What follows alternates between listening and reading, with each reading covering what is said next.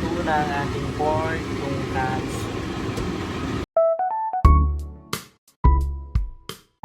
Salali, good afternoon. So for today's video, gagawa tayo ng pork tonkatsu. Ito yung usually binibenta namin sa tindahan dati. And since hindi na kami nagbibenta, madalang na lang yung pagluluto. Ipapakita ko kung paano i-tenderize yung ating meat and kung ano yung mga seasoning ilalagay natin para mas maglasa yung ating meat. Usually yung tonkatsu is siniserve siya sa mga Korean food or sa mga Japanese food.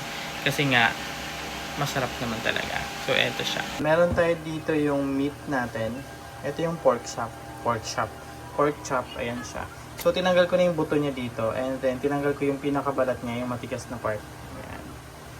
Ayan. Kasi pag kumakain ito, kagaya sa yabu, malambot na yung nakakain natin eh. At saka whole meat yun eh. So, ang gagawin natin, tatanggalin natin ang buto. And tatanggalin natin ng mga matitigas na part na balat. Ayan. Kaya malambot lang yung matitira. And then, ito naman yung gagawin natin dito. Ayan na siya. Ito na yung nakapukpok na. Lalagyan na lang natin to ng mga seasoning and pwede na natin ibabad yun. And ready for cooking na siya. Mabilis na gagawin ko yung mga.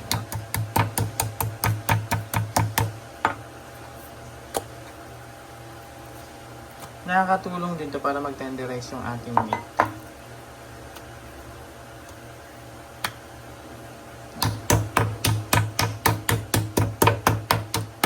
Maglalagay na tayo dito ng seasoning.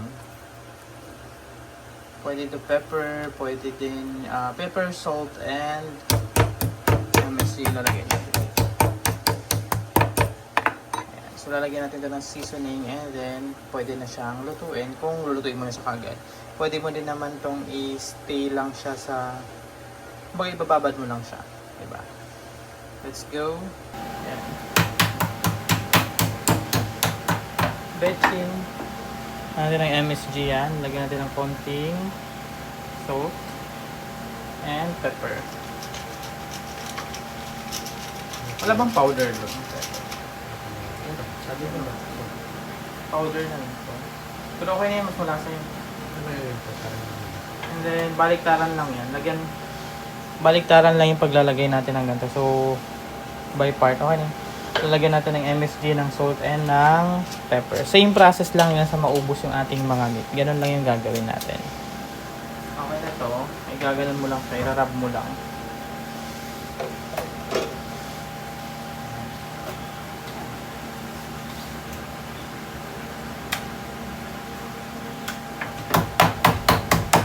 Ito yung gagamitin natin para mas maano yung pinaka-loob-looban ng ating meat.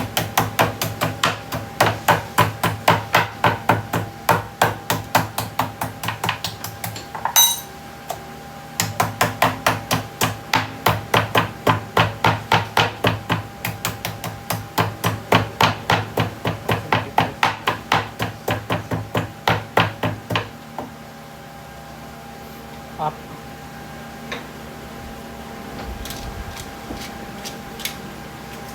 Ayun lang yung process natin.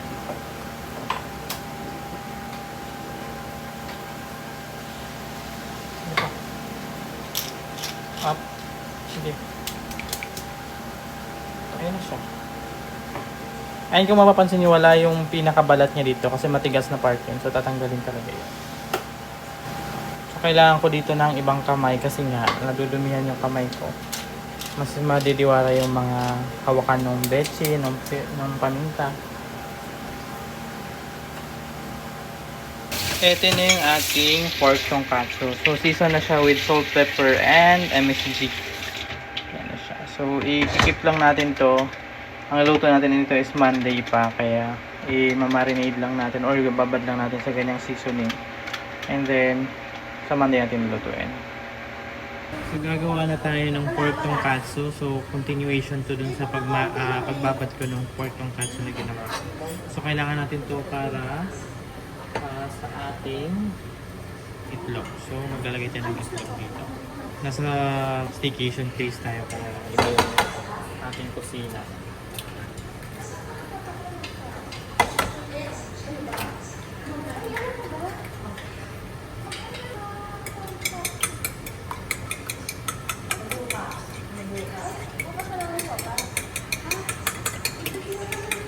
Okay, yung egg natin, lalagyan lang natin to ng salt and pepper. Salt.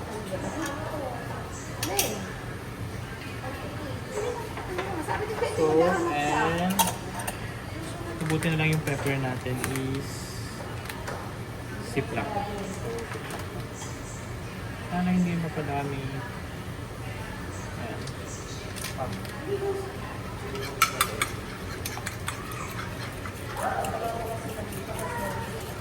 Ito yung ating egg. Then maglalagay din tayo dito ng breadcrumbs and instead na gagawa ko kasi may timpla ng cornstarch, harina, and then mga garlic powder yung ilalagay ko dito. Ang gagawin ko is crispy fry na lang gagamitin ko and then breadcrumbs. Ito yung ating gagamitin ng breadcrumbs. Buti na lang yung nabili namin mga breadcrumbs is, ayan, naka-ziplock siya. In case hindi maubos. Kasi nga nasa staycation place tayo. Hindi natin mauubos yung isang gamitan. Pwede rin natin i-uwi. Dito.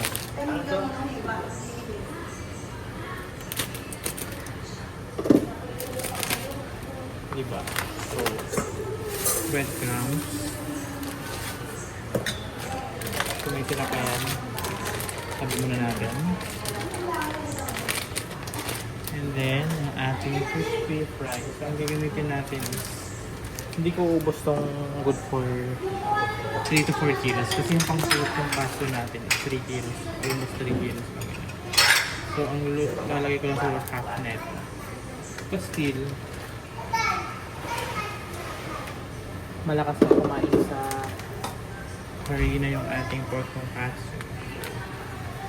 Tingnan natin kung hanggang saan nakakot ang ating harina. Okay, so let's go. Magluluto na tayo and we'll see kung ano ang mangyayari sa ating pork tonkatsu. Magluluto na tayo dito ng pork tonkatsu. Ito na yung gagamitin natin. Wala tayong kawalin dala, di ba? Kasi nga induction lang naman dito. So, ito na yung gagamitin natin. Egg na mayroong salt and pepper. Maglalagay ko ng konting magic sarap dyan. And then, ito yung ating crispy fry na breading mix.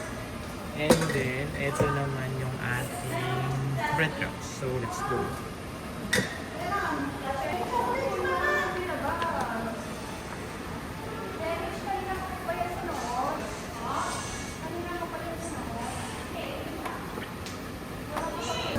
Ito yung ating tonkatsu meat. So, nakababad na to ha. Ang gagawin na natin is iyaan na lang natin. Breading and then prito na tayo. Okay, let's go. Lagay mo natin dito sa crispy fry na breading mix yung ating meat. Yan. And after that, ilalagay natin siya sa ating egg.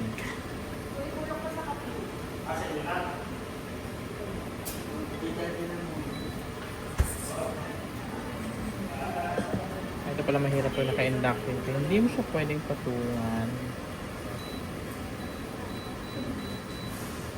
Yan.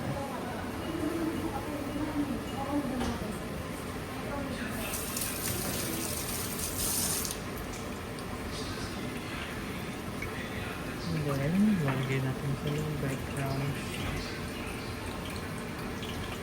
Saka natin sa i-freeze.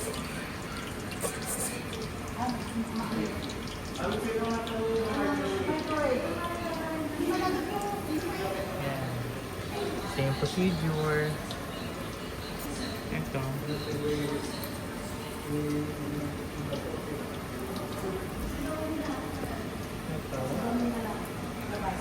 Oh my God.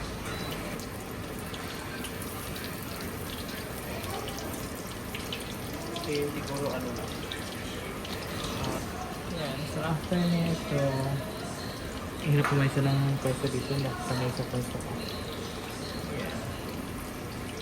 Yes. Mark. Ito lang tayo. And then, ito ito. Ito naman ito lang.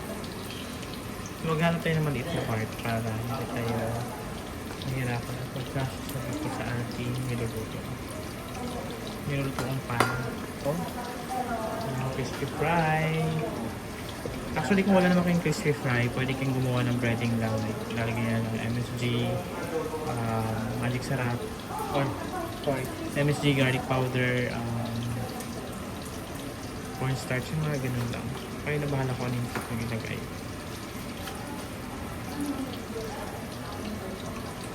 So,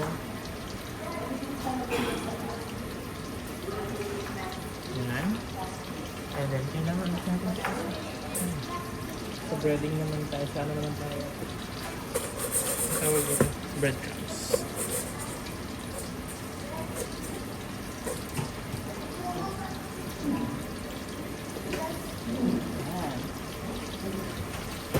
Kasya tatlo.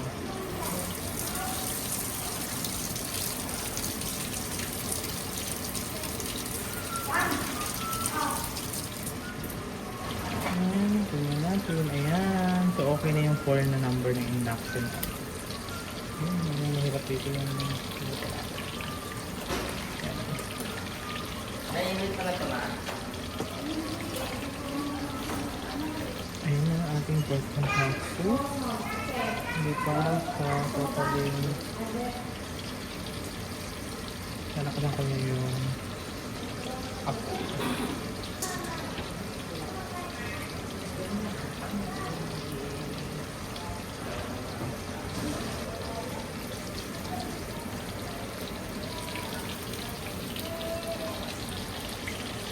Yan yung pork tonkatsu natin.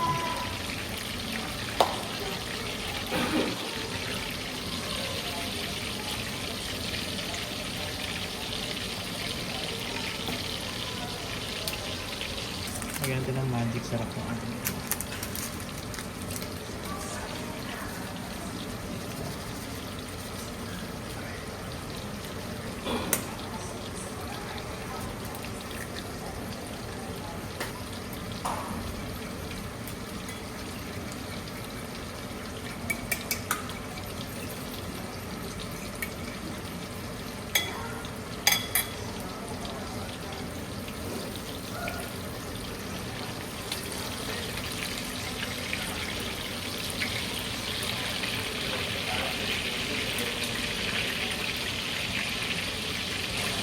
So almost done yung ating first na nilagay, yung brown one.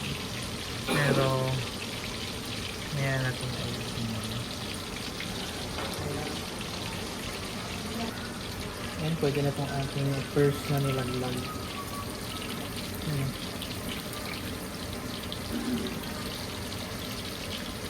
Actually, para makamake sure ka kung luto na ba yung iyong tonkatsu or tama na ba yung kanyang pagkaluto.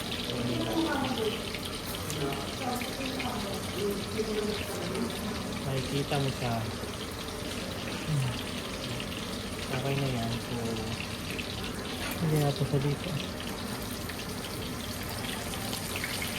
Ayan, maglalagay na tayo ng panibago na naman.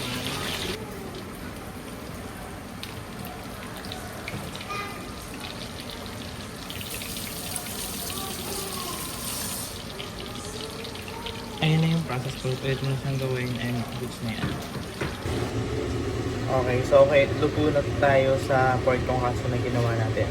Nagkulang lang tayo ng breadcrumbs and may ibang nasunog kasi nga hindi ko natansya yung init ng induction na kalan. So, nasobrahan sa init, nasunog ka agad yung breadcrumbs.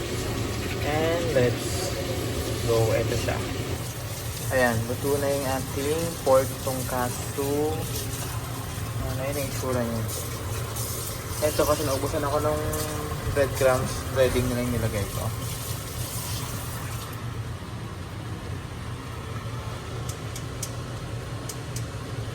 Kaya hit nyo yung subscribe button, like nyo na din, share nyo na din, comment nyo kung anong gusto nyo gawin o ipagawa. And thank you for watching. Luto na ang ating pork tonkatsu. Ayan na siya. Yung iba medyo sunog kasi nga hindi ko napansin yung breadcrumbs sa bilis ng sunog. Ayan na siya. So luto na yung pork tonkatsu natin. Ano? Iba ka rin?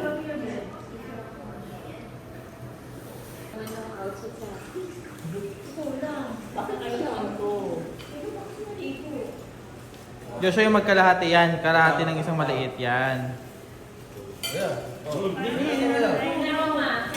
Sa taas pa.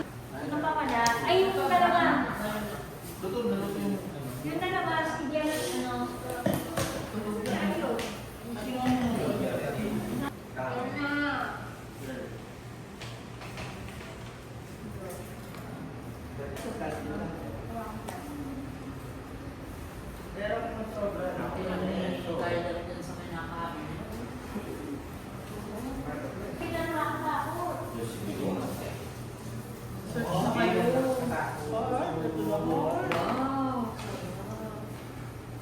Joshua, strength na.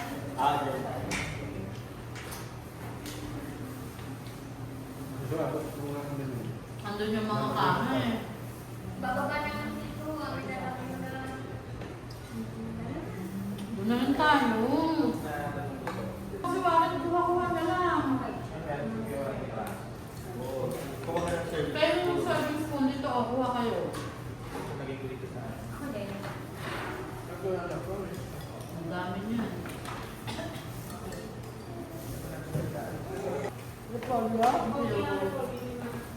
Tonkatsu. Ay, hindi pala to. Breaded na pala to. Ano yun?